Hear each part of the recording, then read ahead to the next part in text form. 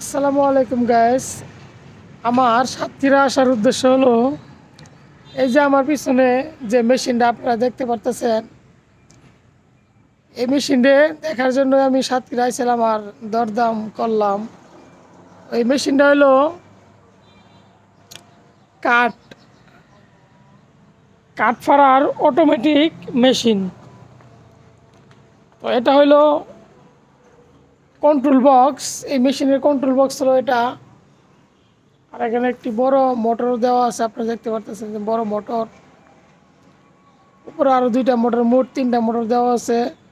এখানে মানুষের প্রয়োজন নেই। এই যে চেনের সাহায্যে, চেন কুপার সাহায্যে, এই চেন কুপার সাহায্যে কাঠ এই মেশিনের যে রুলিং যে আছে, যে রুলিং এটার উপরে রাখবে আর মেশিন স্বয়ংক্রিয়ভাবে কাটবে। সাইজ নির্ধারণ করার জন্যও কন্ট্রোল বক্স আছে।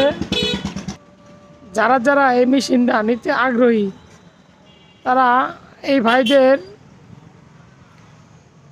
সাথে যোগাযোগ করবেন। আর এটা হলো সাতক্ষীরা মেডিকেল কলেজ ও হাসপাতালের পাশেই।